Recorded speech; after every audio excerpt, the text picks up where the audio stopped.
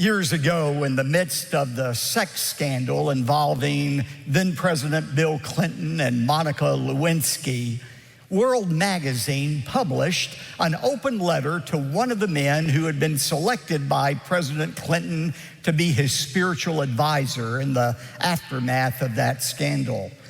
I wanted to read you a portion of the letter because it was particularly applicable to our message today. The letter begins, "I'm heartened to know that you are among those who will offer counsel and accountability to the president. I'm praying that God will use you, an evangelical, as an instrument of God's grace in the life of Mr. Clinton.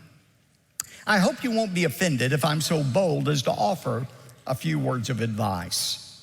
First, remember that the president is a Southerner.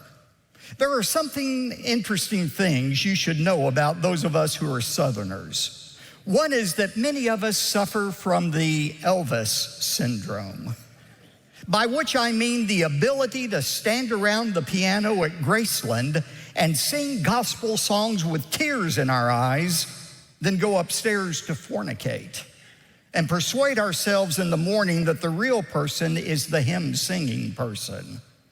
We have to confront the truth that the real person is not the sentimental one, but the sinful one. The other thing to note about us is that we grew up in a culture that holds a peculiar perversion of the fifth point of Calvinism. The doctrine that God preserves his people so that they persevere in faith became once saved, always saved, which in turn became once you've walked the aisle, you're saved no matter what. This gives a false security that we can live like hell and still go to heaven. Second piece of advice, teach the president that while forgiveness is free, grace is expensive. In the present moral crisis, we evangelicals must remain evangelical.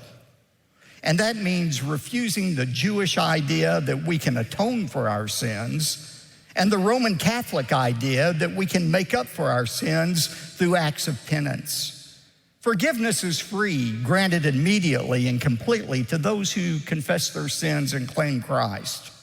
But the grace that provides that forgiveness has an infinite cost, the humiliation and death of the Son of God.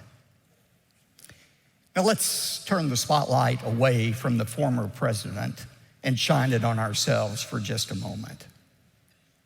What evidence in your life is there that you are truly saved?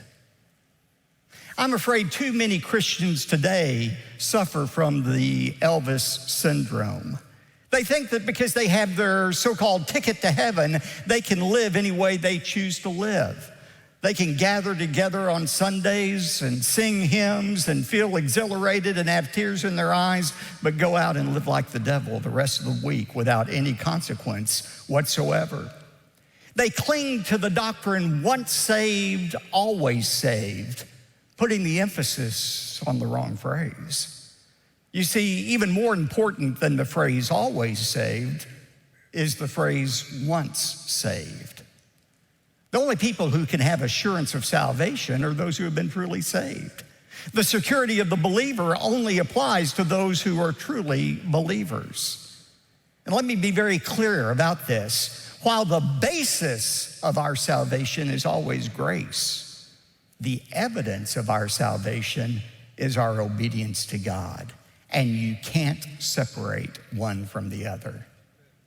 We see that truth illustrated in the passage we're going to look at today in Genesis chapters 45 through 46, as we look at the very real change that occurred both in Joseph's brothers and even Joseph's father Jacob when they received the gift of forgiveness they desperately needed. Remember where we were in the story?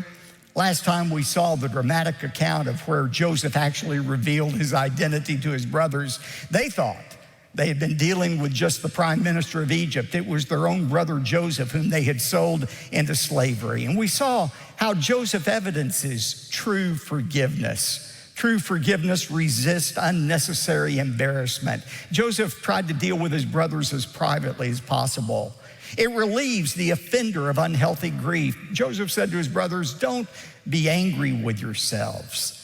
And then true forgiveness releases the offender of their obligation. Instead of giving his brothers what they deserved, death, he gave them what they needed, a new place in which to live. And finally, true forgiveness refocuses everyone's attention on the sovereignty of God. Remember what his brothers would say to Joseph? Or Joseph would say to his brothers, Joseph said, and as for you, you meant evil against me. What you did was wrong, but God is bigger than you are. God used it for good to bring about this present result, to preserve many people alive.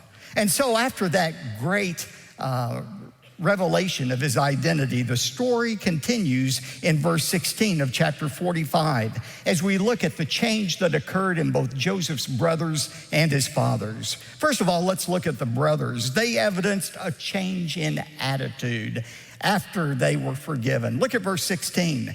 And when the news was heard in Pharaoh's house that Joseph's brothers had come, it pleased Pharaoh and his servants. Now, Joseph had tried to deal as privately as he could with his brothers. He had everybody else leave the room. But once this happened, once Joseph revealed himself, word spread through the Egyptian grapevine. Everybody knew about what had happened there. Now, it hadn't been any mystery that Joseph was a slave. Everybody knew that. He had been bought out of slavery. But they didn't know the whole story. I'm sure there's some people who question Pharaoh's wisdom in putting a former slave in charge of all of Egypt. And yet, once the whole story was known and the fact that the brothers had asked forgiveness and there had been a reconciliation, it vindicated Pharaoh's choice. And Pharaoh wanted to reward his servant Joseph for preserving the nation during the time of famine. So Pharaoh gives this order beginning in verse 17. Then Pharaoh said to Joseph, say to your brothers, do this, load your beast and go back to the land of Canaan. And take your father and your households and come to me. And I will give you the best of the land of Egypt, and you will eat the fat of the land. Now you are ordered, do this, take wagons from the land of Egypt for your little ones and for your wives, and bring your father and come.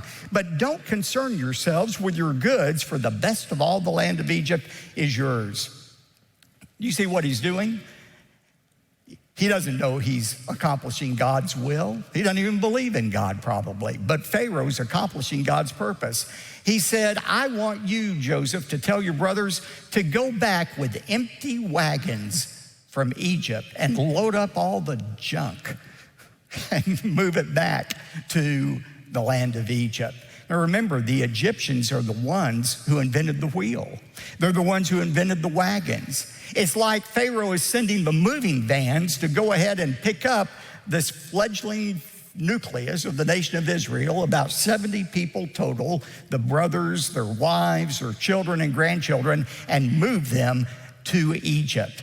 Now, actually, he gave orders to move the family and don't take any of the junk or the stuff. But as we'll see in a moment,